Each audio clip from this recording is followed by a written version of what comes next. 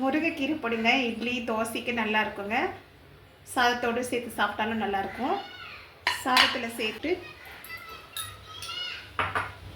முருங்கைக்கீரை நல்லா க்ளீன் பண்ணிவிட்டு தண்ணியில் அலசிட்டு ஃபேன் கீழே ஈரம் இல்லாமல் எடுத்துக்கலாங்க. பாருங்கள், நல்லா ட்ரை ஆகணும், கொஞ்சம் கூட ஈரம் இருக்கக்கூடாது. 2 டேபிள் ஸ்பூன் எள்ளு சேர்த்துக்கலாம். ஸ்லோ ஃப்ளேமில் பொரியிற வரைக்கும் எள்ளு வறுத்துக்கலாங்க. எள்ளு வறுப்பட்டுடுச்சுங்க. தட்டுக்கு மாற்ற ஆற வை. ஆலிவ் விதை 2 டேபிள் ஸ்பூனுங்க.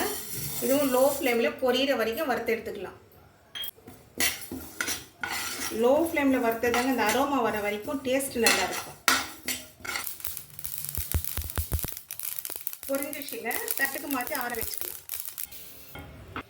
1 டீஸ்பூன் எண்ணெயை சேர்த்துக்கலாங்க. 2 டேபிள் ஸ்பூன் கடலைப்பருப்பு,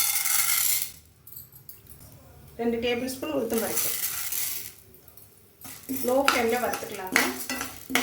வறுப்பெல்லாம் நல்லா வாசனை வரணும். லோ ஃப்ளேமில் வறுத்தா தான் டேஸ்ட்டும் நல்லாயிருக்கும், நல்லாவும் வறுப்படும். இந்த அளவுக்கு வறுப்பண்ணுங்க. இப்போ தட்டுக்கு மாற்றி ஆற வச்சிடலாம். 1 டீஸ்பூன் எண்ணெயை சேர்த்துக்கலாம். 2 டேபிள் ஸ்பூன் தனியாக சேர்த்துக்கலாம். 1/4 டீஸ்பூன் வெந்தயம் சேர்த்துக்கலாம். 1 நிமிஷம் வறுத்துக்கலாங்க. 15 காஞ்ச மிளகாங்க 2 உடச்சி சேர்த்துருக்குறேன். உங்கள் அளவுக்கு ஏற்ற காரம் நீங்கள் எடுத்துக்கோங்க. இந்த மாதிரி 2 உடச்சி சேர்த்தா ஈவனாக வறுப்படுங்க. இதுவும் லோ ஃப்ளேமில் வச்சு வறுத்துக்கலாம். இந்த வரமிளகா காரம் கம்மியாக தான் இருக்குங்க. 1 டீஸ்பூன் சீரகம் சேர்த்துக்கலாங்க.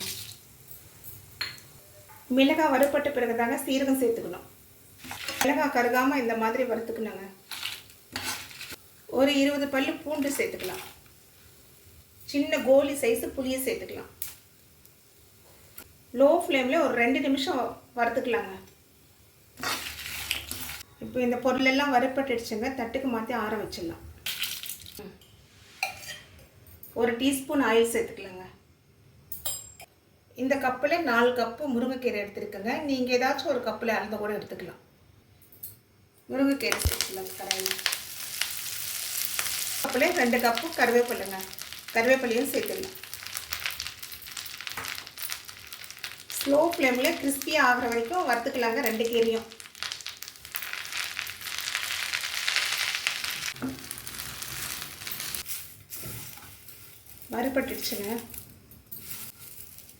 வறுப்பட்டுடுச்சுங்க. கிறிஸ்பி ஆகிடுச்சு. லோ டு மீடியம் ஃப்ளேமில் வறுத்து எடுத்துக்கலாங்க. இப்போ இந்த கீரை தட்டுக்கு மாற்றி ஆற வச்சிடலாம். வறுத்த பொருளெல்லாம் மிக்சியில் சேர்த்து அரைச்சிக்கலாங்க. முதல்ல மிளகாய் பருப்பு இதை மட்டும் சேர்த்து அரைச்சிக்கலாம். தேவையான உப்பு சேர்த்துக்கலாங்க. முருங்கைக்கீரை ஆறிடுச்சுங்க. கருவேப்பிலை முருங்கைக்கீரை. இப்போ முருங்கைக்கீரை கருவேப்பிலை சேர்த்துடலாம். கொஞ்சமாக பெருங்காயம் சேர்த்துக்கலாம். பாருங்கள், லைட்டாக ஒரு 90% அரைச்சிக்கலாங்க. லைட்டாக கோர்ஸாக இருந்தால் நல்லாயிருக்கும். இந்த மாதிரி இருக்கணும். காரப்பொடிங்க. சுட சுட சாதத்தோடு நெய் போட்டு சாப்பிட்டா நல்லாயிருக்கும். இட்லிக்கும் நல்லாயிருக்கும், தோசைக்கும் நல்லா இருக்குங்க. இது ஒரு கண்ணாடி பாட்டிலில் போட்டு வச்சிங்கன்னா 2 மாதம் வரைக்கும் கெடாமல் இருக்குங்க.